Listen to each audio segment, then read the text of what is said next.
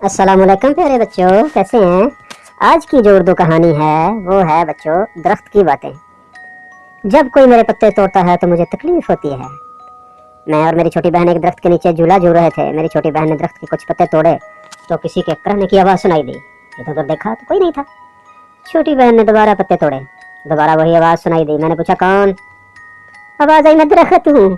पहले तो मैं हैरान रह गई कि दरख्त भी बोल सकता है। मैंने पूछा तुम क्यों करा रहे हो, क्यों रो रहे हो? दरख्त ने कहा जब कोई मेरे पत्ते तोड़ता है तो मुझे तकलीफ होती है। मैंने कहा माफ करना, हमने तो तुम्हें तकलीफ दी जबकि तुम्हारे बहुत से फायदे भी हैं। दरख्त बोला हाँ, मेरे साये में बैठकर लोग सुकून महसूस करते हैं।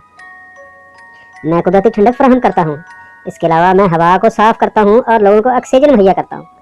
मैंने कहा आजकल माहौल में आलूदगी बहुत ज़्यादा है, इसकी वजह क्या है? दरख्त ने बताया इसकी सबसे बड़ी वजह ये है कि इंसान ने हमें काट काट कर तेजी से खत्म कर रहा है। गलियां चौड़ी करने, नई बस्तियां बसाने के लिए हमें काट दिया जाता है। हम तो ऑक्सीजन भी फराहम करते हैं, हमें ख़त्म करने की वजह से दुनिया में गर्मी भी बढ़ रही है, जिसे ग्लोबल वार्मिंग कहते हैं। गर्मी की शिद्दत से जंगलात में आग लग जाती है। मैंने पूछा इंसानों को कोई पैगाम देना चाहते हैं दरख्त साहब?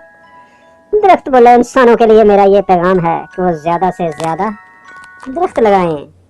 अगर किसी वजह से दरख्त काटना पड़े तो उसकी जगह दूसरा दरख्त लगाएं और मेहरबानी करके मेरे पत्ते ना तोड़ा करें, मुझे इससे बहुत तकलीफ होती है। मैं और मेरी छोटी बहन दरख्त की ये प्यारी प्यारी बातें और फिक्र वाली बातें सुनकर बहुत खुश भी हुए और हैरान भी हुए कि दरख्त ने हमें कैसी सच्ची और अच्छी बातें बताई हैं कि हमें मत काटो, हमें हमारे पत्ते मत तोड़ो, हम तो आपके फ़ायदे के लिए इस दुनिया में हैं।